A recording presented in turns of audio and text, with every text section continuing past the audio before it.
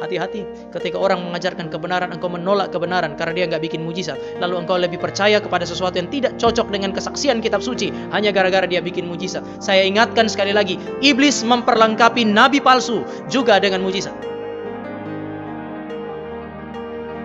Kita membaca Matius pasal yang ke-7 ayat 15 lalu ayat 22 dan ayat 23. Matius 7 ayat yang 15. Waspadalah terhadap nabi-nabi palsu yang datang kepadamu dengan menyamar seperti domba, tetapi sesungguhnya mereka adalah serigala yang buas. Ada peringatan. Jadi ayat ini sebenarnya berbicara mengenai nabi-nabi palsu.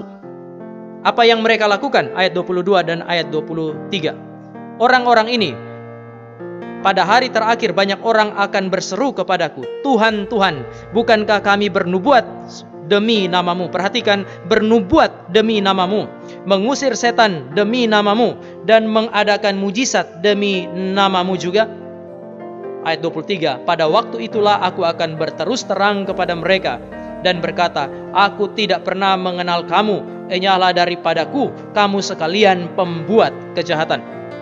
Mereka bilang kami bernubuat, kami buat mujizat, bahkan kami mengusir setan demi namamu. Tetapi kemudian Yesus sendiri berkata, aku tidak mengenal engkau. Maka tanda-tanda ini bukan tanda utama bahwa ada otoritas ilahi yang menyertai mereka. Mengapa saudara dan saya tidak boleh mudah terkagum-kagum dengan orang yang mengklaim Tuhan berbicara kepada dia? Mengapa engkau dan saya harus kritis bahkan terhadap orang-orang yang bernubuat? Bahkan ketika mereka melakukan mujizat, kita harus tetap kritis karena ini bukan ciri khas daripada orang-orang yang diutus oleh Allah saja. Waktu setan mengutus seseorang, dia bisa melakukan hal ini. Oleh sebab itu saya catat Keluaran pasal yang ke-7. Saudara nanti bisa baca sendiri. Waktu Musa dan Harun lempar tongkatnya jadi ular, ahli-ahli nujum Mesir lempar tongkatnya jadi ular.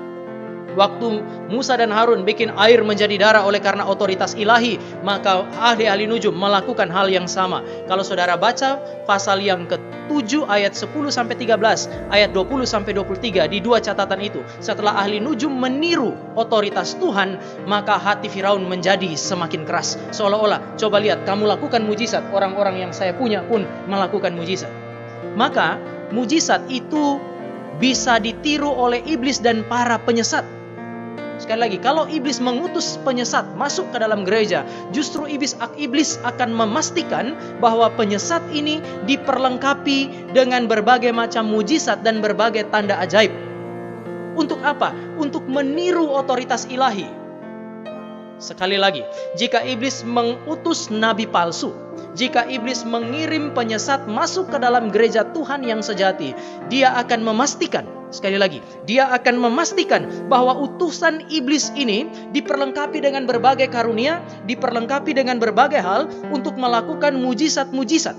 Supaya apa? Supaya orang melihat seolah-olah orang ini benar-benar utusan Allah. Pendeta yang cuman khotbah menyampaikan firman Tuhan yang tidak bikin mujizat, tidak ada apa-apanya. Meskipun dia sudah sampaikan khotbah yang benar sesuai firman Allah, jemaat bisa bilang, itu kan cuman khotbah. Coba lihat yang satu itu, meskipun dia punya ajaran kelihatannya gak begitu ortodoks, tidak sesuai dengan doktrin-doktrin yang umum, tetapi coba lihat, dia bikin mujizat.